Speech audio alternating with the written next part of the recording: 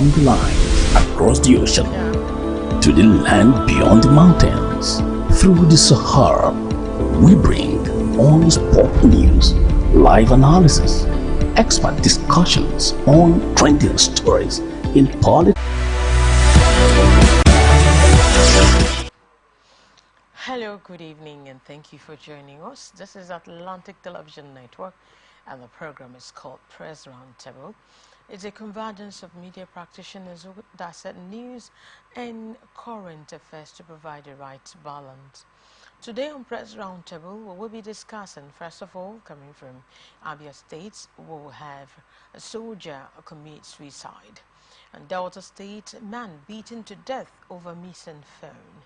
Salah 2024, 9 killed, 78 injured in 13 crashes. And coming from human trafficking, 2 girls trafficked to Ghana rescued. Details of these will come your way just after this short break. Stay tuned.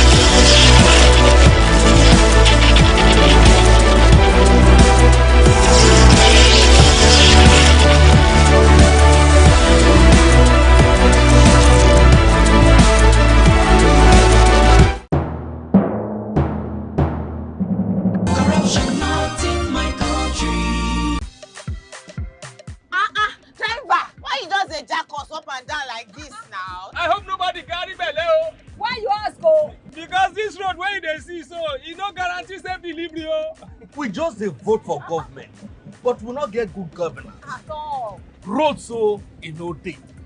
Light usa. The infrastructure it can't turn to be forbidden fruit for the city. Corruption, spoil everything.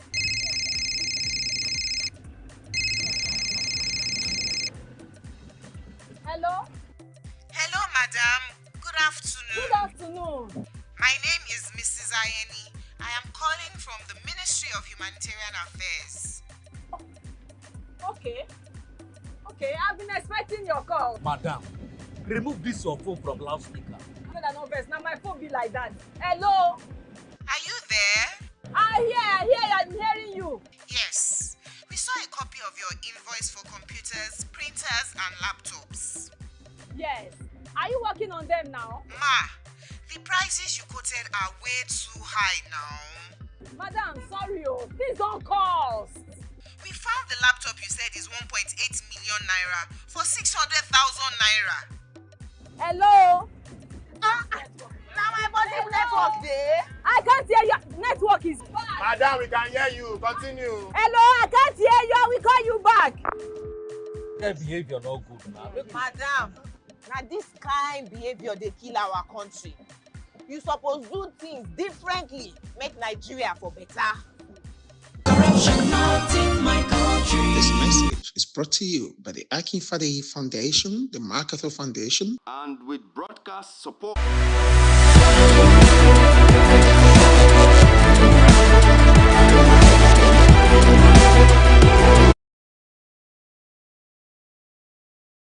corruption not in my country. I don't get a lot. Boy, they won't booga me small. They say, man, give them bribe. I say, nothing. Okay, now, we'll go block later. You remember that contract we will do that time now? They don't pay. But first, you see the house rent with the old things. We go first call caretaker, take the money, slap him. Beg, see, you know, say I get annual levy why they pay for club. Where me and boys they shark beer in our house, I could pay that one. You remember say me and tell you I go buy you motor. I go buy now. Okay, they pay you money now.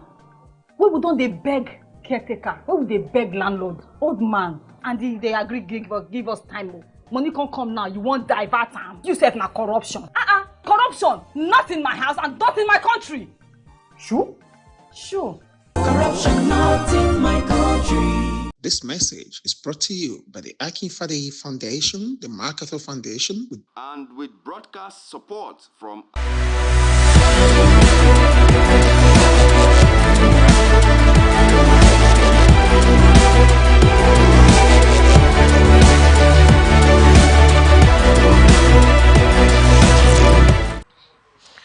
All right, we're glad to have you back on the studios of Atlantic Television Network Press Roundtable.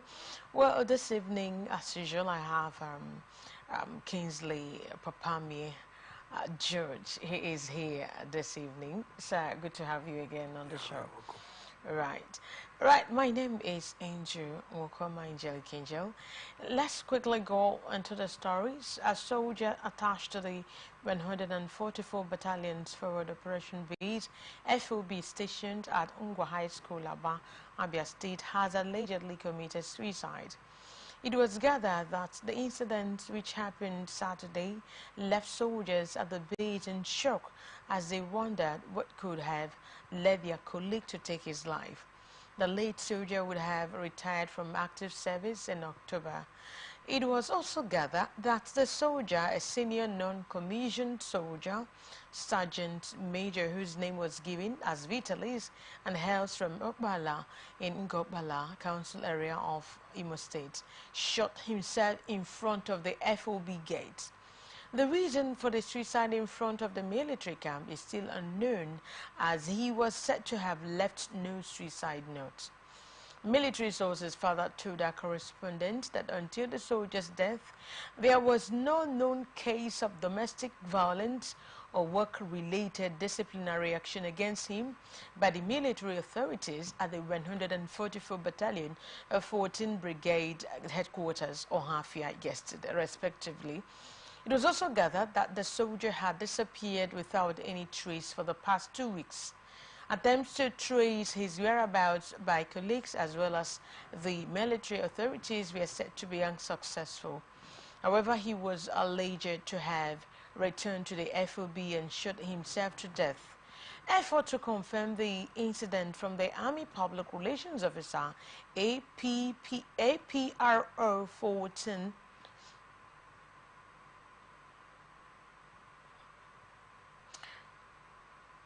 Okay, 14 Brigade Ohafia Lieutenant Prince Innocent O'Malley was unsuccessful as he was yet to respond to a text message sent to his mobile phone number as at the time of filing that report. Now, this is a case of a suicide in a soldier who committed suicide in Abia State. Now, he didn't leave any note, any suicide note to anybody. He did not, he wasn't having any, query in the office, because sometimes you have to trace it. Either is it work-related issues that could have pushed this man to commit suicide. But we are trying to look at it generally, as someone who is working. What do you think could have really led to this? Could it be attributed to family problems? Could it be health issues? Could it be disappointment? Could it be financial decrease or something like that? What do you think could be the possible reason why a soldier like that, who should be retiring this year, October, will be pushed to commit such a heinous crime against himself by committing suicide?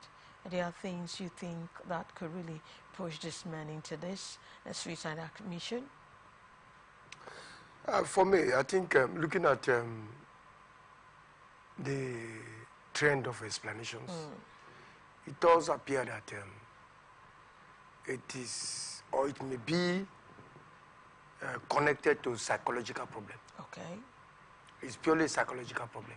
All right. Which I think from the look of things that he has unable to explain, because there is nobody yet to recall statements that could have led him, or maybe action that could have led, or maybe perception of activities surrounding his domestic affair or in the military camp.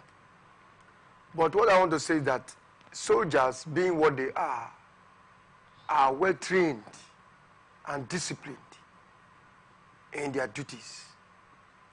And if you see most of them, what makes them to leave or to run out of their camps are usually maltreatments, torture, and maybe rivalry in the camp are some of the issues that normally gush them out of their vicinity.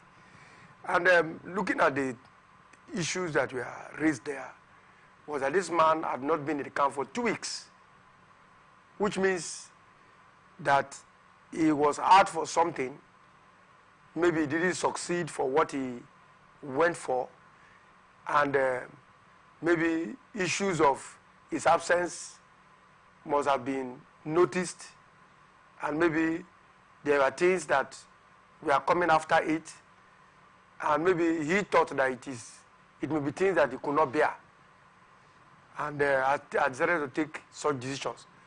But I want to say to our military officers that yes, a soldier or soldiers need to be disciplined and need to be given certain treatments if they offend the military barracks. But the point that need to be noted is that these people are human beings. They are not sticks. They are human beings, and there are certain things that they cannot undergo because they are human beings.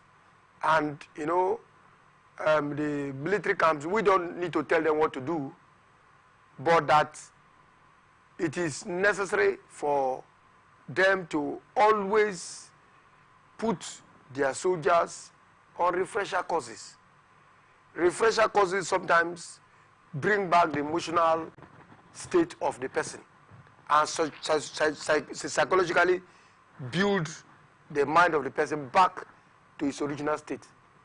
Because if you don't give somebody such a training, the person will be dying in the circumstances he or she has found, he or herself, and will be tied to such consequences.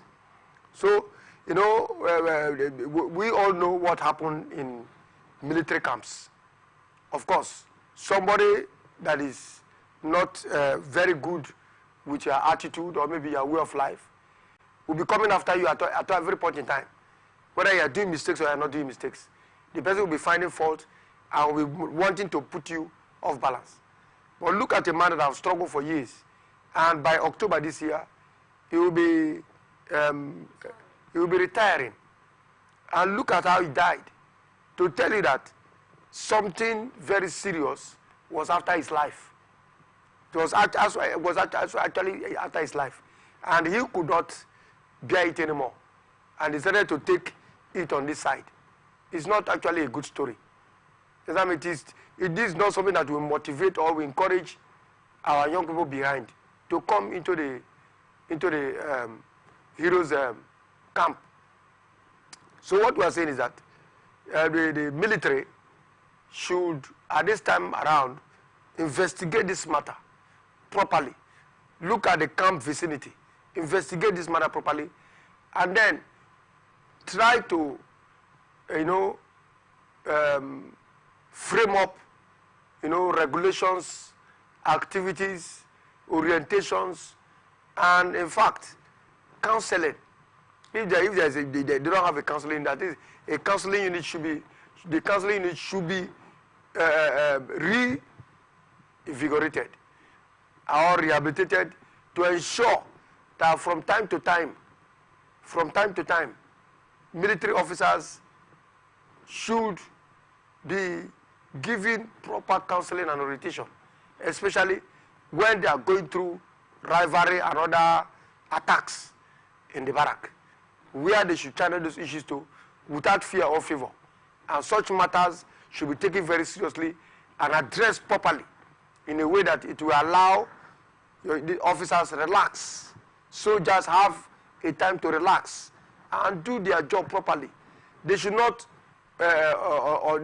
undergo processes of undue influences. Undue influence can bring heart attack. Undue influence can put somebody in disarray, all right, and even make somebody to run for his dear life. Such undue influences in the barracks should be treated with sanity, so that it will help to encourage our soldiers who are there, you know, sacrificing their life for this country. And not just only soldiers. Yes. And you think, I don't think it's just only soldiers, because this is just one, you know, out of many. Many. Let's just say the civil servants. Yes. The police, The operatives.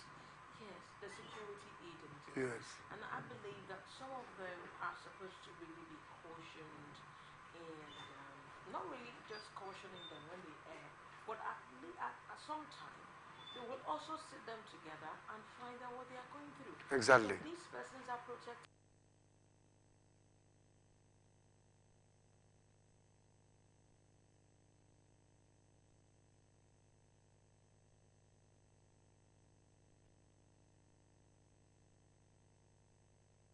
Away with your apart from you are staying away from your home, you know, from your family members and all of that. There are so many things that, you know, that could be going on. So once in a while they will call someone who is sit down, and sometimes they can also give them incentives because of the kind of work Motivation. Yeah, they motivate them, you know, by, you know, there are things you do. Yes. You motivate someone, Sacrificing your life and taking a risk. Exactly. That even if you are going out for a war, you don't even know if you are coming back. So such a risk should go with huge benefits. And should not be taken for granted. And should not be taken for granted. I'm telling you, because you know, once you do that, some persons will speak up. Yes. Yeah, some persons will speak up. Nobody knows who is committing suicide, because as at the time of filing this report, nobody could ascertain the reason why the man committed such. Exactly. And he doesn't have any traces of that as well, or someone who really wants to take away his life, or any kind of behavior, strange behavior, mood swing, you know, emotional problems. So these are the things. They have heads who supervises them. They have commanders, even in the police force, in the civil defense corps, and also paramilitary, you know, once in a while, even in the civil service. Sometimes you have a meeting, ask how each and every person is faring, in order to make sure that you get the best out of what you are being asked to do. Exactly. What do you think about that? Yes, I think also the military, looking at the fact that he has 4 months to go, should also relate this his benefits, his entitlement, his benefits, should be given back to the family. Okay. If he has a family. If not, whomever that is next of kin should benefit from it, and make sure that, you know, he's properly buried. Okay. He's properly buried. Then another thing is that, from what you have just said, you know, a lot of they were in the society where the cost of food items and other things around, or other things around us are very expensive now. The cost of living is very expensive now. Okay. And I think these are some of the things that could also drag somebody to such situations. Because when you look at what you are earning and the responsibilities around you, if you cannot meet up, you start thinking of alternatives. All right. Let's, I believe there's so many issues that must have led to this. Yes, exactly. Committing this suicide. I think we really sympathize with the military for losing one soldier. I know when a soldier is wonderfully trained, we don't want to lose any of our soldiers, considering the state of the nation right now, the insecurities and all of that. We really need them. And so our condolences goes to the military forces. All right, let's look at another stories coming from Delta State. The Delta State Police Command Public Relations Officer SP Bright Edafe has reviewed circumstances, surrounding the death of a man allegedly beaten by members of a local security watch group over a missing phone that was later found with the daughter of the accuser. According to Edafe, via a post on X on Tuesday, someone was accused of stealing a phone. A member of Anyama Security Watch mobilized his colleagues to beat him up till he died. They ran away after killing him. However, Edafe added, guess what? The phone was found with the daughter of the woman who raised the alarm. Edafe's post was aimed at creating awareness towards putting an end to jungle justice, as the PPRO posted a picture with the written words, red card to jungle justice. However, Edafe did not release the victim's identity or indicate if any arrest had been made in connection with the killing. Jungle justice, according to a ResearchGate, is a form of public extrajudicial killings where an alleged criminal is humiliated, beaten, or summarily executed by a crowd, vigilante, or any other non-governmental law enforcement agencies. Now, you've seen this kind of stories.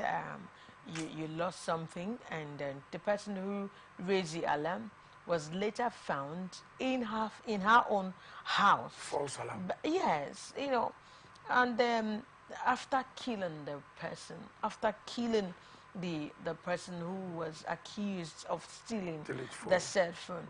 But now let's look at it this way: is phone equivalent to is there any way you can use it to compare to human life?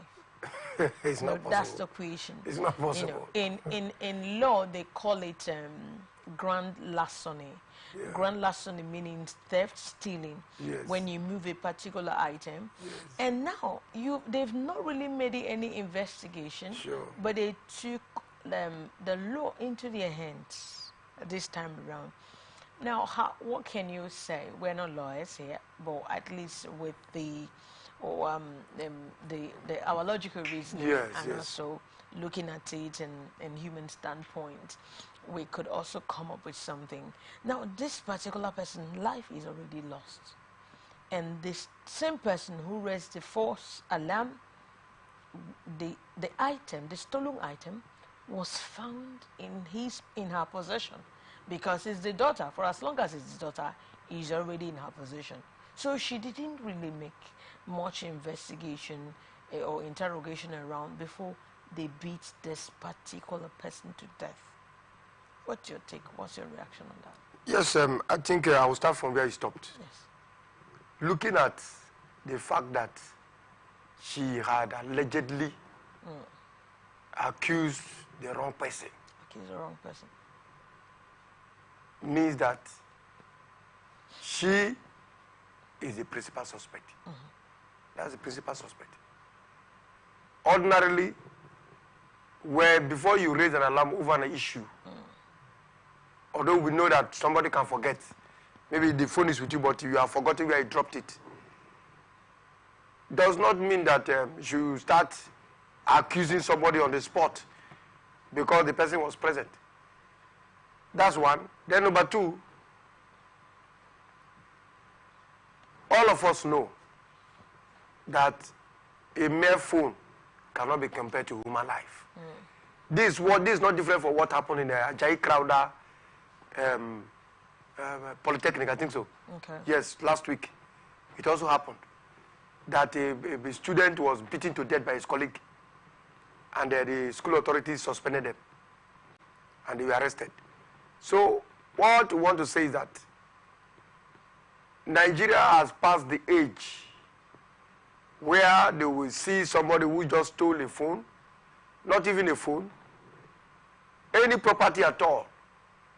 The law says he should be arrested.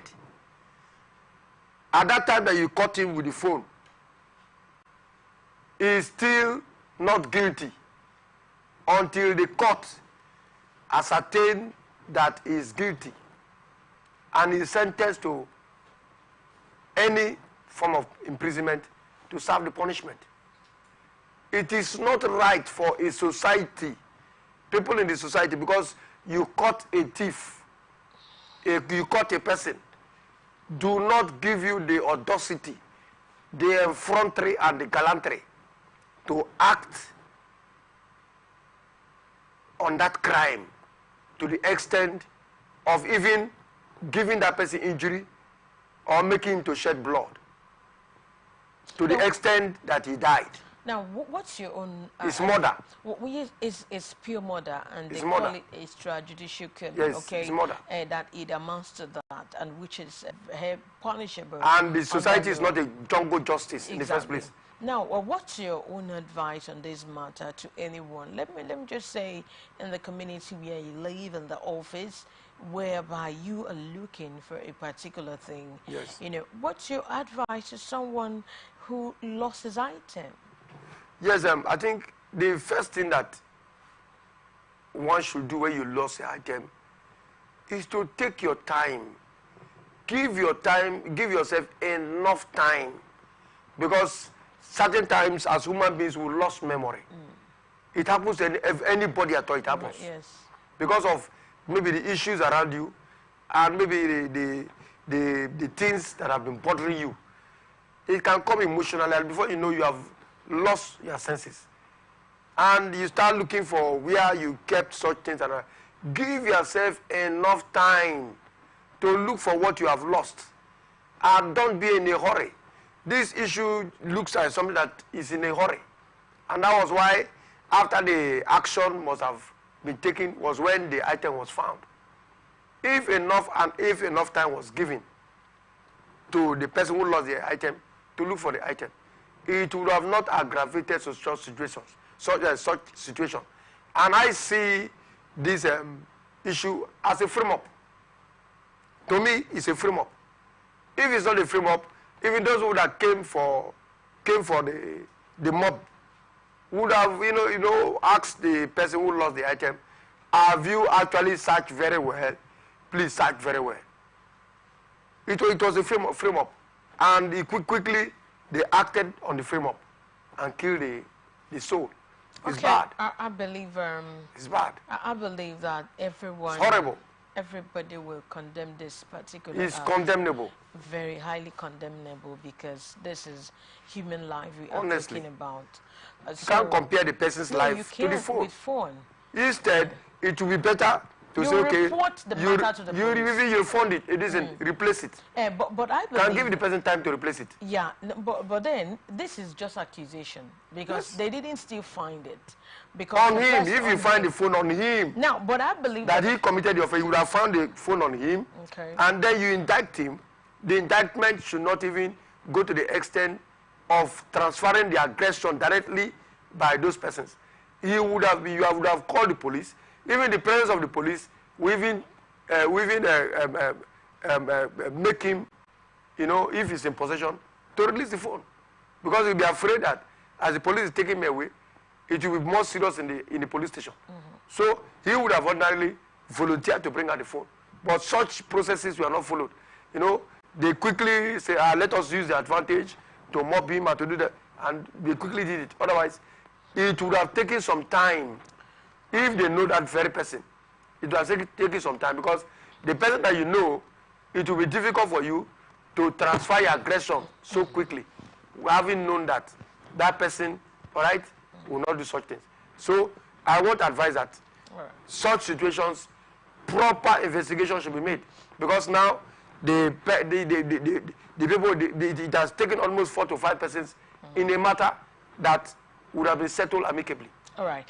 I believe that a lot of persons are really watching, but in case you're tuning in, this is Atlantic Television Network Press Roundtable, and we are talking about someone who was accused falsely and lost his life in the process of the accusation.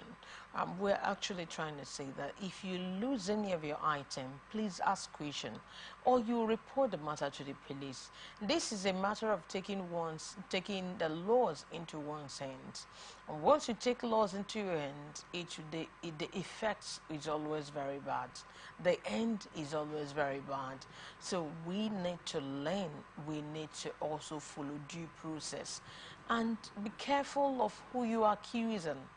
Whatever it is, just go to the appropriate authorities and report the matter, so that investigations will be carried out, and if any punishment will be meted out accordingly. Well, we're going to embark on a very short break. When we come back, and we continue. Stay tuned.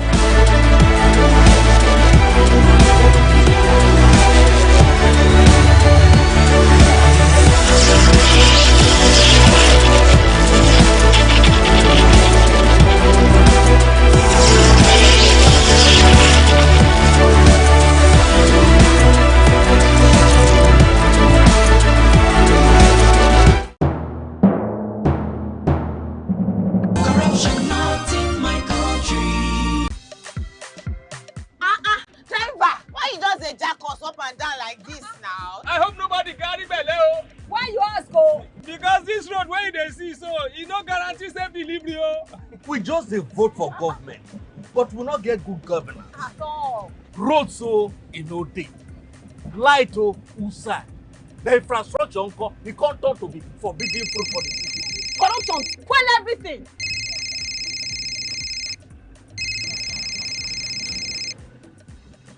Hello? Hello, madam. Good afternoon. Good afternoon. My name is Mrs. Ayeni. I am calling from the Ministry of Humanitarian Affairs. Okay. Okay, I've been expecting your call. Madam, remove this your phone from loudspeaker. No vex, now my phone be like that. Hello? Are you there? I hear, I'm hearing you. Yes. We saw a copy of your invoice for computers, printers, and laptops. Yes. Are you working on them now? Ma, the prices you quoted are way too high now. Madam, sorry, please don't call. We found the laptop you said is 1.8 million naira for 600,000 naira. Hello? Now my body network there. I can't hear you. Network is bad. Madam, we can hear you. Continue. Hello, I can't hear you. I will call you back. Their behavior no good now. Madam, now this kind behavior they kill our country. You suppose do things differently, make Nigeria for better. Corruption not in my country. This message is brought to you by the Akinfade Foundation, the MacArthur Foundation, and with broadcast support from Atlantic Television Network. Corruption not in my country. I don't get a lot. Boy, they won't buga me small. They say, man, give them bribe. I say, nothing. Okay, now.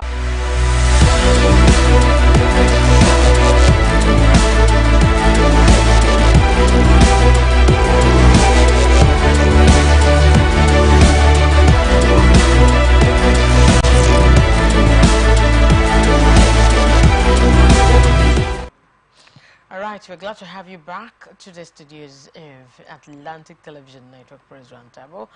Okay, now let's check out other stories. The Federal Road Safety Corps Zone 11 Command, comprising of Osun, Ondo, and Oyo states on Tuesday, said 9 deaths were recorded in 13 road accidents which occurred within its jurisdiction during the first 3 days of the Salah holiday. The command also said that 78 others who sustained varying degrees of injuries from the crashes involving 21 vehicles and 128 people were swiftly conveyed to hospitals across the zone, while 41 other persons were rescued without injuries during the period. Reviewing activities on the first 3 days of the command special operation for Salah, which started on Friday, covering major roads within its jurisdiction. In a statement obtained in Osogbo, Osun State Capital, the acting zonal commanding officer for the zone, Leye Adeboyega, further said the corps deployed a total of 3,018 personnel, 57 patrol vehicles, 5 ambulances, and 2 heavy-duty tow trucks during the period. According to him, personnel from the command covered about 65 major routes across the zone daily to ensure good visibility and to reduce avoidable speed-related crashes, while standby rescue teams were also stationed across all commands in the zone for quick response to distress calls from the accident scenes. Now, they recorded a whole lot of accidents, 9 deaths and all of that, 78 injuries during 13 crashes and all of that. Now, but they deployed personnel. Does it mean that they didn't do their work for this whole thing to be recorded? That's a question here. Does it mean that they didn't really do their work as during the Salah? Normally, the Salah is just like Christmas. Yes, yes. On Christmas. Yes. Yesterday was public holiday. Today is also public holiday. And now we are recording this kind of, failures on the road and accidents. Does it mean that the personnel, there were about 3,018 personnel were dispatched to these various places? So what do you think that could really make them to record these high crashes? Yes, I think the most important issue concerning the Nigerian Road Safety Corps is that they need to be proactive.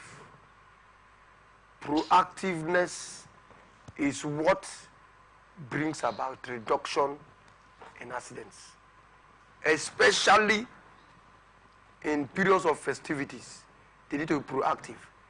Proactive in the sense that when they know that festivities are coming, a month to the time and 2 months to the time, they need to deploy their men to every parks, to various centers where they know that they can meet people, especially drivers, where they converge these motor parks and other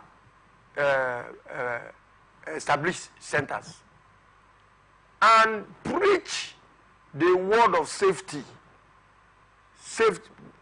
Safety in driving is a call that should not end in their lips, whether in the morning, whether in the afternoon, whether at night when they are on duty. It should be the call to Nigerians. And not only that, they need to give proper orientation and enlightenment to the citizens. Sometimes when a man is boarding his vehicle, all right, he's drunk, maybe it's from a party, or maybe it's from a celebration, or maybe it's from a home where before he leaves the home, he has taken something. So these are the things that need to come forth through the media. The media is there. Government should not be afraid of spending money to save the life of their citizens. They should not be afraid of doing that. So the regular orientation, regular campaigns, should be taken to the streets, should be taken to the parks, should be taken to homes, should be taken to the media, where people will be seeing how if they drive recklessly, this will be the result. All right?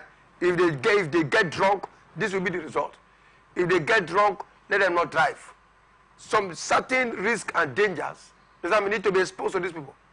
Because sometimes what they are thinking might not be what is going to happen. A drunken driver should not be allowed to drive. That is why the Nigerian Road Safety Corps should not take themselves to be in their offices alone. Because each time you go to their offices, they are like sardine. All right? They are like sardine fish filled in their office everywhere, doing nothing. The office is not the office they stay is not their duty post. Road safety should be on the road. That's why they are employed. All right? Certain designations should be created for them to stay all day, seeing how they will check vehicles, trap down vehicles who are on the speed, and make sure that they drive safely. These are the things that they should do. So deploying these men at this time didn't make sense, because they went out at the wrong time. They were not proactive. If they are proactive, excellent marks would have been recorded for them. But it went the other way around because they were not proactive. They shouldn't rest to save lives. That's why they were employed by government. They shouldn't rest to save lives. And the only way to save lives is to keep talking. Because if the people that they are talking to will not hear, they seize their licenses and I tell them to abandon their vehicle. Alright? They should have a park where when such vehicles are abandoned, they park them for some time. It will make that person to come back to his consciousness. And not only that, we want to also say that the road safety has a duty with these tanker drivers in particular. They should ensure that every tanker driver is tested, is mentally tested. Exactly. These are the things that they should do. Make a frame up issues and strategies that will make the road safe for people to drive and for people to go. But we each day after day and week after week and month after month, we hear of incidences here and there. Where is the road safety taking their campaigns to? Are they taking their campaigns to the Ipman? Are they taking their campaigns to the parks? Are they taking their campaigns to mosques or churches? Where are they taking their campaigns to? Nowhere. And that is why these incidents are happening. The road safety should be very, very serious with their job because they owe the citizens of this country their lives. Their lives on the road is in their hands. That is why they are paid. They are not paid because they should go and sit there in the office. Here in Port Harcourt, if you just go tomorrow morning and you see them, all of them they are sitting there in their offices doing nothing. Whereas the roads are empty. Why not deploy them to all the roads in Port Harcourt? All the roads. All right. Every morning, this is where you are supposed to appear for this week. Then the next week you transfer the person to another local government. So that you see that in all local governments, these people are operating and are making sure that people are there to safety rules on the road. So that's what we are talking about. They should not leave the people to just live their life the way they like. Okay. Because if they are supposed to live the way, allow people to live the way they like, they will come to the road and endanger people's life. All right? I believe that when they are stationing them, they have to really caution them, and so that they also need to be supervised. Yes. Those people on their duty post, because nobody knows how complacent they were. Even in the parks. Even in the parks. And even the drivers, like you mentioned, it has to also be, warning also has to be issued to them. Yes. The drivers, for them to put themselves together. That is when these people are on ground. If these people are on ground, they'll be afraid to go and drink. Exactly. They'll be afraid to go and take hard drugs that will influence them, because our road safety will seize my car, will seize my license. So those fears will come. But when these people are sitting in their offices, these people can come out and do rubbish. So they should come out of their offices and, in fact, lock up the roads and let us see whether the drunken driver will come out. It will be impossible. If they are in the parks where before a driver departs from a motor park, all right, they should have something to test if that man is drunk. Okay, or not. Yes, or drunk. Now, if he's drunk, they drop him down. Now you're actually suggesting whether Salah or no Salah, They whether celebration or no celebration. Yes. But I believe that, we've really talked about this on the show, that they really should be doing them drug tests before any of them will leave the vehicle. But I believe in the parks, before they will take off. Yes, even where tanker drivers are loading. Okay, I believe it's where they are loading, they should be there. Okay. Check it before the driver moves. They check him. If they check his blood pressure or whatever, and see if he's roadworthy. If he's not roadworthy, they give their remark on the spot. Let him come down. They seize his license. Well, I believe that's it. So that it will curb all these menaces. Not to sit there in their offices. When they sit there in their offices, they allow these people to do what they like, and they come to the road, and innocent lives are dead. Are wasted. Wasted for nothing. All right. I believe it's categorically clearly stated what should be done in order to minimize this accident on the roads. Once they pay attention to all these drivers, they'll be very, very careful. Of course. Okay, now let's look at another stories briefly. The Nigerian in Diaspora Commission and NITCOM has rescued 2 Nigerian girls who were trafficked to Ghana for prostitution. NITCAM chairman Abike Dabiri-Erewa confirmed this in a statement issued by the Commission's Director of Media, Public Relations and Protocols Unit, Abdul Rahman Balogun, recalled that the Commission had rescued 11 Nigerian girls who were trafficked to Ghana for prostitution last week. Dabiri-Erewa said the two girls whose rescue operations was facilitated by the Nigerians in Diaspora Organization NIDO Ghana under the leadership of the chairman, Board Chief Callistos, are currently in safe custody. She further reiterated her call for concerted efforts in combating human trafficking in all ramifications, as it is another form of modern-day slavery. According to Dabiri-Erewa, one of the two girls is from Edo State, while the other is from Lagos, but both of them reside in Lagos State. She added that arrangement will be made to get them back to Nigeria and handed over to the National Agency for the Prohibition of Trafficking in Persons, NAPTIP. That's where they're going to hand them over. Yes. Now, just a very quick one. You know, a lot of persons here will always say, hey, Ghana is good, South Africa is good, go to Malaysia and go to these places and all of that. Most of them are just being trafficked to that place. Yes. And I believe, let's just look at these, because we do not have time. At 9 o'clock, we shall be going into the newsroom for Global News at 9. But a quick one.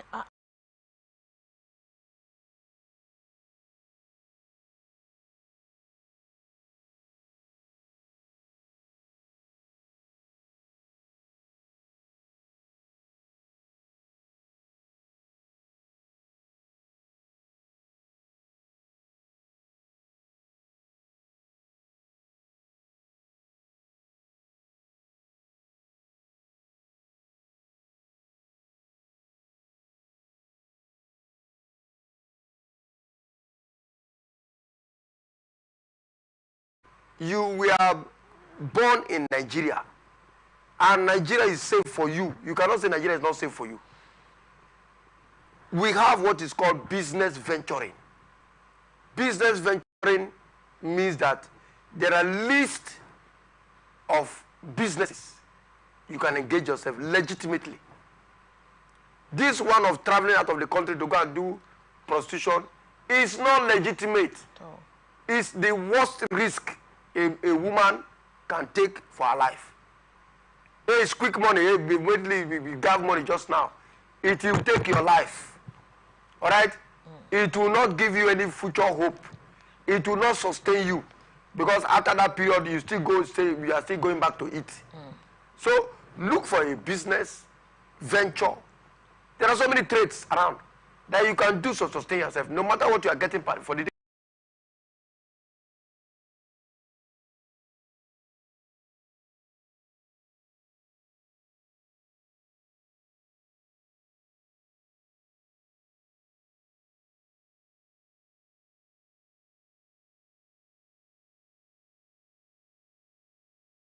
Yeah, God can do everything for us, but there should be a step towards that. Yes. And it has to be a step in the right direction. Because this is a very step in a very negative direction. Very negative. To prostitution. You remember the one we treated yesterday, how a girl was stabbed in a hotel by two men. And now this time around, most of them are leaving out the country. Now, I believe that most of them, they have family members. They have parents, they have brothers and sisters. And I believe anybody watching us, we know that if you have any brother, any sister, because we are talking about now the teenage girls, the girls who are really living out support them, advise them. You find out who is taking them, because most of them, they will always have this madam, unquote, who will take up the money and give them out for prostitution. It's life. They're endangering their lives. So I believe that is an opportunity for them to sit them down and say, what do you want to do? What do you want to become in life? This is not an era whereby the girl child is not being given proper attention. This is an era that when you train your girl child, is the person that will take care of your home. Exactly. So if you if you have a teenage girl at home, I believe that one step is sit down, have an interaction, a communication, train your girl, train your child, and tell her that prostitution is not even an option. At all. It's not an option to delve into. That will take somebody's life. And there's a young girl, you've seen other persons, they've moved to Malaysia, they are now putting on earrings and the nose and the tongue, and you think they are living a good life. Most of them are there for prostitution. Yeah. So I believe that parents, this is a program called Press Roundtable, and we journalists, we use this opportunity to really talk about the trending issues, the news around in the society.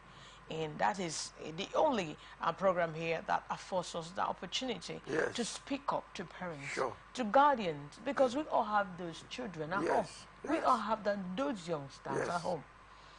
Okay. Yes. So what's your last advice to young ones? I want to say that every body should take it as a collective responsibility Okay. to ensure that they help their siblings, help their brothers, help their sisters, and keep advising them not to engage in such activities, but to stay at home and think of things that will make their life better. All right. And I thank you so very much for that. And on my own too, I believe in communication. I believe in interaction. I believe in paying attention to your siblings, to your children, and know what their intentions are, Yes. who their peers are, because this thing called peer pressure has only killed a lot of young girls. You sit down and interact with them, find out their aims, their goals, their visions, and put them through.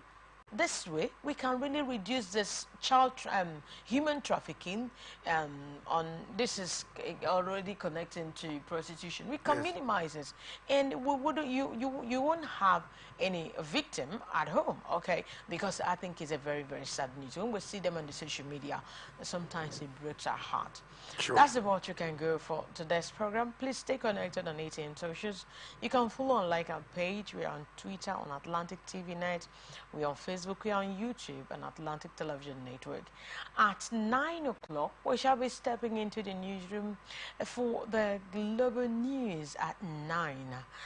Peace and unity are the pathways to progress. I just wanted to please stay tuned for that global news. Meanwhile, I want to thank you, Mr. George Kingsley Papamie, for coming on the program. Thank you so much for your immense contributions to these trending issues, these news that current affairs that we've really dissected now. Thank you so very much. Thank you very much. My name is Angelica Angel is my name. Thank you so very much for being part of us this evening. Please stay tuned as we bring you the global news at 9.